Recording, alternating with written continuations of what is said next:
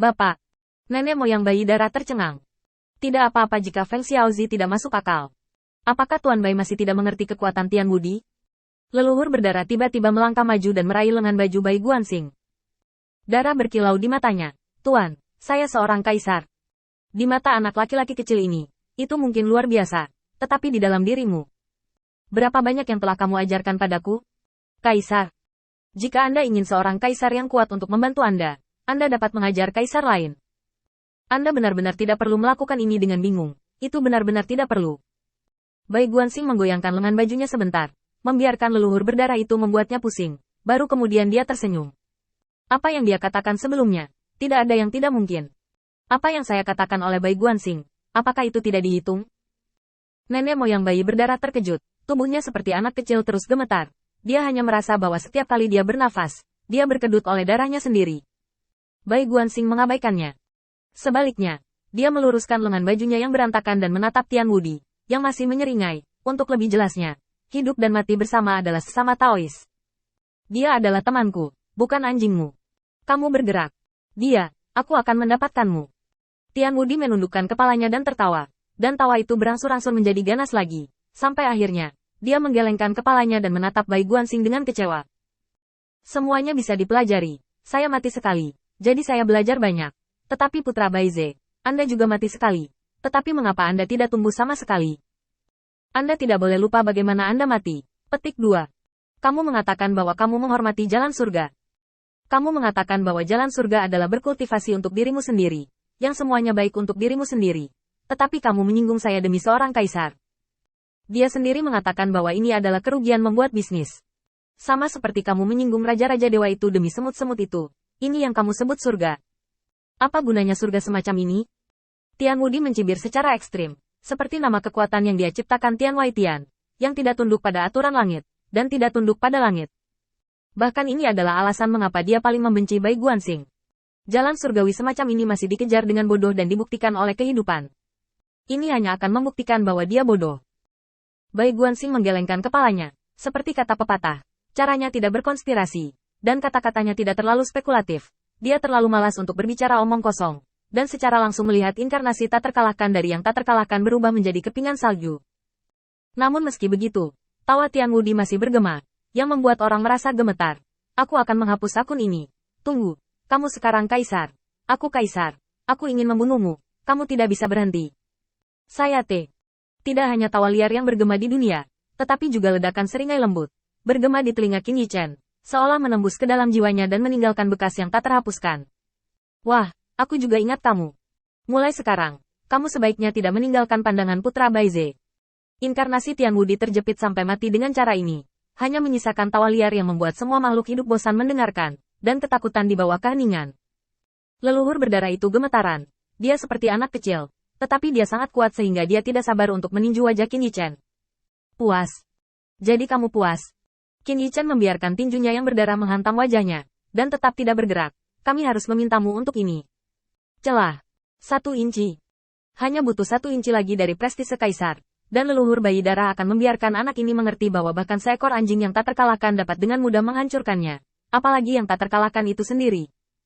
Tapi ujung tinju leluhur berdarah. Tidak peduli apa. Dia tidak bisa mengambil 1 inci pun dia mengertakkan gigi. Seperti orang gila.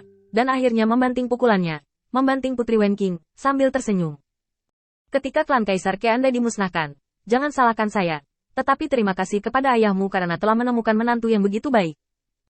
Putri Wen Qing sedikit takut. Dia tidak tahu apakah dia takut pada Tian Wudi atau leluhur bayi berdarah. Atau keduanya.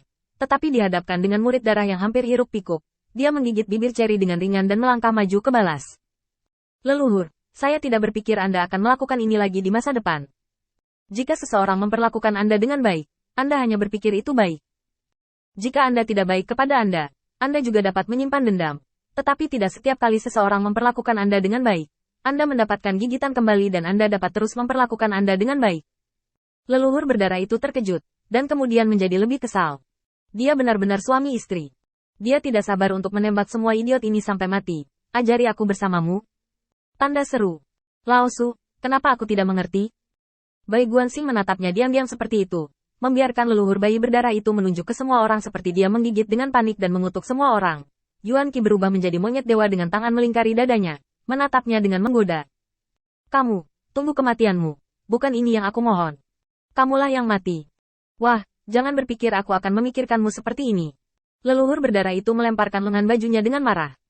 Dia ingin terbang menjauh dari dunia, tetapi dia tidak berjalan terlalu jauh, tetapi terkejut. Dia menundukkan kepala dan punggungnya, sehingga Qin Yichen tidak bisa melihat apa ekspresinya. Terima kasih. Leluhur berdarah menyeka wajahnya dengan lengan bajunya, tidak tahu apa yang dia lakukan. Untuk pertama kalinya, ini adalah pertama kalinya dalam hidupnya dia diperlakukan sebagai manusia oleh orang lain. Dia telah berkeliaran selama bertahun-tahun, Tian Wudi memperlakukannya sebagai anjing. Mereka yang dirampok oleh pengisap darahnya, memperlakukannya sebagai monster sebagai Shuro yang haus darah, dan leluhur Fusang menganggapnya sebagai makhluk yang tersesat di dunia. Tapi tidak ada yang pernah menganggapnya sebagai manusia. Terima kasih. Leluhur berdarah mengulanginya lagi, membuat suaranya tidak tergagap, tetapi sebelum dia menoleh, Qin Yichen mengangkat bahunya. Qin Yichen lebih tinggi darinya, dan semua orang lebih tinggi darinya. Ini membuat Putri Wenxing tidak bisa menahan tawa. Sulit bagi orang untuk tidak menganggap Anda sebagai anak kecil jika Anda tumbuh seperti ini. Kamu adalah anak kecil. Kamu adalah seorang anak kecil. Percaya atau tidak, orang-orang yang memanggil kakek kepadaku harus bersujud kepada Lao Su juga. Terjebak. Putri Wenqing melambaikan tangannya dan memberinya semburan chestnut, cemberut bibirnya. Aku kasar. Wood, kita punya anak di masa depan, tapi kita tidak bisa begitu nakal. Kalian berdua pria dan wanita bodoh, masih berani membandingkan Lao Su dengan anak-anakmu. Lao Su membunuhmu. Di dunia yang luas, mengirim Anda 1000 mil pada akhirnya harus mengucapkan selamat tinggal. Belum lagi 7 monyet telah mengawal mereka selama ratusan juta mil.